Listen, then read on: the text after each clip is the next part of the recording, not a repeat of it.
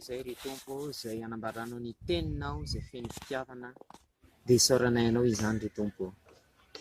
Tsy mahatsiaro izany fitiavanao izany izahay matetika ka dia mifona aminao ary mangataka famindrapo aminao izahay.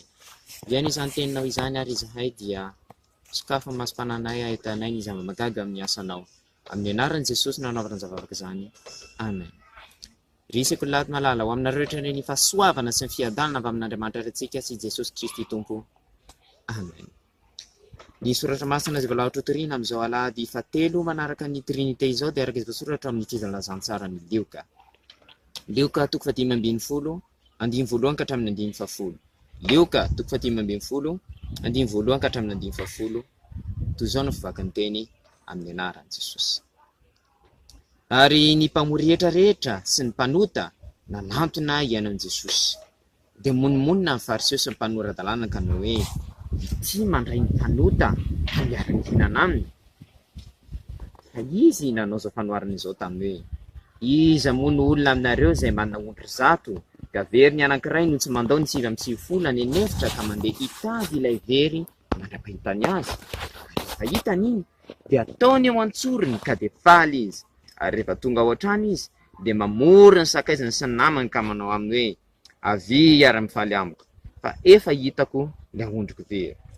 Alazaiko aminareo fa hisy fifaliana toy izany any an-danitra ny amin'ny mpanota iray izay mibebaka noho ny amin'ny olona marina 7 dia tsy misy tokony hibebahany. Ary iza moa ny vehivavy manana farantsakely 10 ka very ny anankiray no tsy mampirehitra jiro ka mifafatrano sy mitady fantatra mandra-pahitany azy. Ary raha hitany iny dia mamory vehivavy sakaizany sy ny namany izy ka manao hoe, avy ara-mifaly amiko fa efa hitako ny farantsakely izay very. Lazaiko aminareo fa misy fifaliana toy izany eo anatrehan'ny anjelin'Andriamanitra ny amin'ny mpanota iray izay mibebaka. Amen. Rehefa nanantona an Jesosy reto olona maromaro reto dia gaga ny fariseo. Efa mpianatra zany tamin'izany fotoan'izany mitondra fivavahana hoe Jesosy dia mandray ny olona rehetra. Izany mpamory rehetra zany olona ratsy satria olona mpanangona vola zany, mpaka vola amin'ny vahoaka zany ary mangalatra mihitsy indraindray. Tao anatiny koa mpivaroteny teny izay ilay hoe mpanota tiana resana eto fa raha marina dia mpanota daholo ny olona rehetra. Dia nanome tsiny an Jesosy izy ireo fa maninona ny miara-mihinana amin'ireo. Raha ho an'ny saintsika dia tena zavatra hafahafa ny fitiavan'i Jesosy matetika. Satria izao Jesosy dia tia ny olona rehetrarehetra. Satria izao mahita hoe misy olona tokony tsy tian'i Jesosy kanefa izao Jesosy dia tia ny olona rehetra. Raha raisina ohatra izao ity misy ondry very. Ny ondry rehefa very, rehefa tsy tafaraka amin'ny namany izy dia tena very tokoa. Tsy mety mahita ny lalana mody tahaka ny hoe alika na akoho izy, fa rehefa any dia any. Izay ny ilana ny mpiandry ondry, mitarika. Mety hoe latsaka any an-davaka izy, mety hoe tery anatin'ny toerana feno hazo ohatrany izy dia tsy hita mihitsy. Dia mila ilay mpiandry ondry mandeha mitady anazy, ary indraindray tena mijaly mihitsy ny mpiandry ondry mitady anazy, mety mandeha lalana sarotra satria tena tiany ilay ondry. Raha ohatra hoe mpikarama izy tsy manao an'izany fa raha tena ondry dia tena tadiavam-pafy. Izany tena toetra ny mpiandry ondry izay tompony ondry tamin'izany fotoan'izany. Ary rehefa hitany dia hoentiny miverina. Dia tahaka an'izany koa ny fitiavan'i Jesosy. Tsika izao mety mahita olona rehefa fety be ao am-piangonana dia gagantsika hoe misy olona tsy mpivavaka mihitsiny, misy olona mpiavinila, misy olona mandoko volo be, misy olona lehilahy lava volo. Dia isika reny ve dia mba piditra ao am-piangonana? Efa iny ary mety fotoana iny tsy fantatsika raha iny fotoana mba hivavahana iny amin'ny andro fety iny mety hiovan'ny fo. Fa isika tonga dia mijerijery hafahafan'ireny olona ireny. Mety misy olona koa anefa izay tsy mpivavaka dia tsy tiantsika hivavaka ireny satria izao raha miditra ao am-piangonana dia veritsika hoe manakorotana fiangonana. Dia izao manana namana isika tena ratsy toetra. Tsy izay. Antsika izay lefa lehibehibe dia mahita namantsika renitsika manao sipa. Ny asasany ataony 3, ataony 5. Dia isika tena olona tsy vanina, tena olona ratsy fanahy. Izao anefa ireny namantsika ireny tiany Jesosy ireny. Avery tiany Jesosy ireny. Tsy ny ataony ny tiany fa ireny olona ireny tiany Jesosy ho vonjena avokoa. Isika koa ane manoty na de ventsika kely ny fahotantsika fa na amin'Andriamanitra na kely na betsaka de manota foana izay ka isika de tokony anana ny fitiavan'i Jesosy izany koa raha tsy ary fa isika koa ani ka feno loto fa tiany Jesosy foana isika verina ao aminy. Mbola misy ohatra anankiray farany ity vehivavy manana farantsakely 10 dao tatsika hoe vehivavy manana vola 2 alina anaky 10 ka raha vao veriny anankiray de mety hoe ohatrany hoe tsy de mampaninona azy loatra zany raha ohatra hoe kelikely moa zany fa raha vao veriny anankiray de lehibe zany 2 alina zany de tsy manaiky izy fa mitady. Raha tsika zao manana 2 alina anaky 10 de tsy manao an'izany tsika very ndray de aloha very any reny fa reto mbola misy 6 fa lasa tsika mitady an'le 2 alina anankiray de le ondry very io any ivelany fa le farantsa hiditra zany ao atran'le vehivavy any. De ohatr'izay koa ao am-piangonana antsika ao koa misy olona ratsy tena tsy tiantsika mihitsiny. Mety olona mpiara-mianatra sy olona lady amintsika ao le mitabataba lava. Mety mpampianatra sy olona lady tsika raha tsika na ray satria izy tsy tonga mihitsy ohatra natara lava koa izy. Mety olona mpitondra ao am-piangonana anao, mety pastora, mety katekista, mety mpiandry hitantsika hoe masosotra mihitsy ny toetrany. De zao tahaka an'le resaka teo manino reny anatrehan'i Jesosy tiany daholo reny olona ireny. De isika koa de tokony hanan'izany toetra izany. Mitady atsika Jesosy de tokony tsy ho kivitsika mahita an'ireny olona ireny, mivavaka ho azy ireny ary ny tokony atao satria zao tiany Jesosy reny de satria tsika raisin'i Jesosy de reny koa tokony irintsika reny koa tokony irintsika ho raisin'i Jesosy ao aminy na de ratsy be tahaka ny inona azy. Zay le fitiavan'i Jesosy zay. Asoavan'i Jesosy ty tompo mba fitiavan'Andriamanitra ray ary ny firaisana sy ny fiombonana amin'ny fanahy masina ho amintsika rehetra nihatra amin'izao ka ho mandrak'izay. Amen. Mbola hivavaka isika. Tompo ampianaro izay tsy hanilokilika an'ireny namana ireny fa hivavaka ho azy ireny ary hafantatra fa samy mpanota izay eo anatrehanao ka mila ny famonjena. Mamindrafo amin'ny Re Jesosy amin'ny anaranao no anaovana zava-piasany. Amen.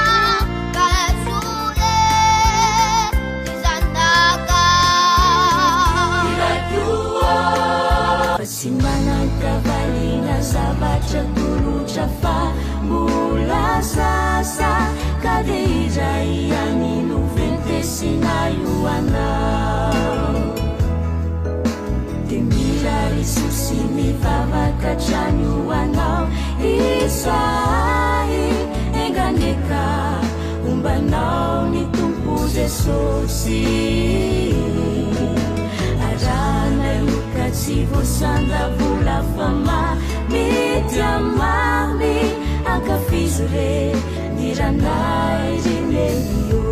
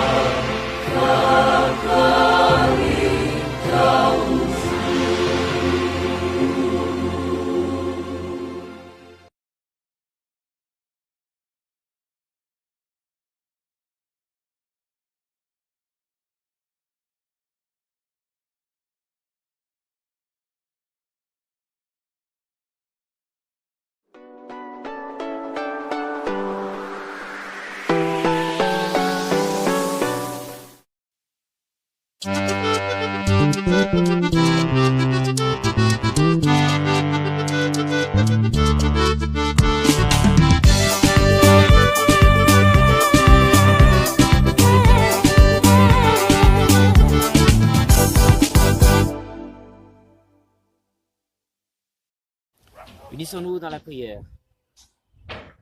Va nous donner aujourd'hui ta parole, Seigneur, ta parole pleine de bonté et pleine d'amour.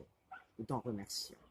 Pardonne-nous les péchés que nous avons commis et apprends-nous à toujours aimer comme tu nous as aimés. En ton nom, Seigneur, nous faisons cette prière. Amen.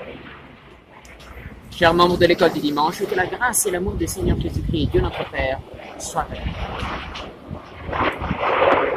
L'écriture sainte qui nous sera donnée aujourd'hui, troisième dimanche après la Trinité, est écrite dans l'évangile de Luc. Luc chapitre 15, verset 1 au verset 10.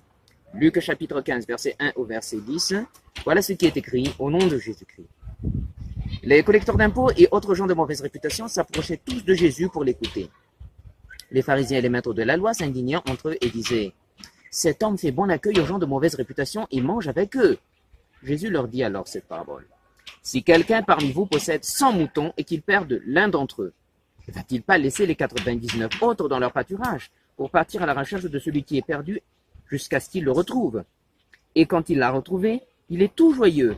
Il met le mouton sur ses épaules, il rentre chez lui, puis appelle ses amis et ses voisins et leur dit « Réjouissez-vous avec moi, car j'ai retrouvé mon mouton, celui qui était perdu. » De même, je vous le dis, il y aura plus de joie dans le ciel pour un seul pécheur qui commence une vie nouvelle que pour 99 personnes respectables qui n'en ont pas besoin. Ou bien si une femme possède 10 pièces d'argent et qu'elle en perde une, ne va-t-elle pas allumer une lampe, balayer la maison et chercher avec soin jusqu'à ce qu'elle la retrouve? Et quand elle l'a retrouvée, elle appelle ses amis et ses voisines et leur dit « Réjouissez-vous avec moi, car j'ai retrouvé la pièce d'argent que j'avais perdue. » De même, je vous le dis, il y a de la joie parmi les anges de Dieu pour un seul pécheur qui commence une vie nouvelle. Amen. Les pharisiens et les maîtres de la loi, c'est-à-dire ceux qui dirigeaient l'Église en ce temps de Jésus, a vu Jésus qui mangeait et faisait bon accueil avec les gens de mauvaise réputation. Les collecteurs d'impôts étaient les employés des Romains, ils volaient de l'argent. D'autres gens de mauvaise réputation, tels que les prostituées. Alors, Jésus accueillait ces gens. Alors, on lui reprochait cette conduite-là, parce que ces gens étaient des gens mauvais. Alors, Jésus leur a répondu par cette parabole-là. L'homme avait 100 moutons et il en avait perdu un. Le berger qui avait ces moutons, qui était le propriétaire de ces moutons-là, est parti à la recherche de ce mouton-là. S'il n'était seulement qu'un salarié, il ne l'aurait pas fait. Mais comme ce mouton est à lui, il est parti à sa recherche. Chercher un mouton égaré, c'est une tâche très difficile. Ce mouton peut aller dans des buissons comme ceci et s'y perdre. Il peut aller dans des endroits très difficiles et ça peut être difficile encore plus de le trouver. Mais le berger, propriétaire du mouton, ne se décourage pas. Il peut rechercher pendant la nuit, il peut rechercher dans des endroits très difficiles. À présent, il fait 3 fois. Hein. Et vous savez très bien que il fait de plus en plus froid à Félion. Et même si les moutons ont de grandes fourrures, ça peut leur arriver de mourir de froid. Alors, pour éviter cela, le berger va à sa recherche et quand il le trouve, il est très joyeux. Il est très content parce qu'il a retrouvé son mouton. Et il fait même une fête. Il en est de même pour notre Seigneur Jésus. Il y a des gens que nous méprisons. Par exemple, lors des fêtes de l'Église, nous voyons des personnes ayant de mauvais comportements qui viennent dans l'Église. Il y en a avec qui veulent mettre des boucles d'oreilles sur leurs oreilles, les garçons. Il y en a qui ont de longs cheveux. Il y en a des filles qui ont de mauvaises couleurs avec leurs cheveux, etc. Des gens qui ne entrent pas en général dans l'Église. Et pourtant, ce jour-là, ces personnes-là pourraient changer s'ils écoutent la parole de Dieu, par exemple. Alors, ce n'est pas à nous de juger que telle personne ou telle personne doit entrer dans l'Église ou pas. Pourquoi? Et la raison est simple. Jésus aime tout le monde. Vous avez peut-être des amis qui sont mauvais à l'école, des amis qui n'arrêtent pas de se disputer avec vous. Pour vous qui sont plus grands, il y a peut-être des amis qui ont plusieurs amants avec eux. Et ces personnes-là, Jésus les aime, même s'ils sont mauvais. Jésus n'aime pas leurs actions, mais Jésus les aime et il veut qu'ils reviennent à eux. Attention, nous sommes tous des pécheurs. Il est vrai que eux, ils font beaucoup plus de péchés par rapport à nous. Mais devant Jésus, nous sommes les mêmes. Nous sommes tous des pécheurs. Alors nous devons aimer ces personnes-là et prier pour eux pour qu'ils viennent à Jésus. Dans la deuxième parabole, Jésus parle d'une femme qui a perdu une pièce d'argent. Dans la première parabole, il s'agissait d'un mouton qui était égaré en dehors, on peut dire en dehors de l'église. Mais ici, la pièce est perdue dans la maison. C'est-à-dire, il peut y avoir des mauvais gens dans notre milieu. Et ces personnes-là sont également chères pour Jésus. Si par exemple nous avons 10 billets de 20 000 ariars par exemple, et si on en perd un, on ne va pas dire « Ah, moi j'ai 9 billets de 20 000 ariars, je vais laisser tomber l'autre billet. » Non, on se met à la recherche de ce billet manquant-là, parce qu'il a de la valeur à nos yeux. Et de même pour Jésus. Même s'il en a encore 9, il va à la recherche de celui qui est perdu. Il se peut que dans l'église, dans le milieu où nous sommes, il y a des mauvaises personnes. Ça peut être nos amis dans l'école de dimanche, par exemple, qui n'arrêtent pas de faire du bruit dans l'église. Ça peut être notre enseignant à l'école du dimanche, qui est presque absent ou qui est toujours en retard, par exemple. Ça peut être également les dirigeants de notre église, le catéchiste, le pasteur ou d'autres bergers, par exemple, qui sont de mauvaise réputation. Oui, ça peut exister. Mais, comme dans la première parabole, ces gens-là, exactement, ces gens-là, Jésus les aime. Sans exception, il les aime tous. Donc, ce n'est pas à nous de juger que telle personne-là doit être comme ça, traitée comme ça, ou telle personne-là doit être traitée comme ça. Car ces personnes-là, Jésus les aime sans exception. Que devons-nous faire? Prier pour ces personnes-là. Prier pour qu'ils changent. Prier pour que Jésus les reçoive en eux, tels que nous sommes déjà reçus par Jésus. Ainsi seulement, nous pourrons prouver et montrer l'amour de Jésus entre les hommes. N'oubliez donc pas de prier pour toutes les mauvaises personnes que vous voyez, car Jésus les aime. Que la grâce du Seigneur Jésus-Christ, l'amour de Dieu notre Père et la communion avec le Saint-Esprit soit avec vous. Amen. Prions. Seigneur, apprends-nous à aimer. Apprends-nous à aimer tout le monde, qu'il soit bon ou mauvais, comme toi tu nous aimes. Apprends-nous à prier pour ceux qui sont mauvais et aide-nous à montrer ton amour à tout le monde. Pardonne nos péchés, Seigneur. En ton nom, nous faisons cette prière. Amen.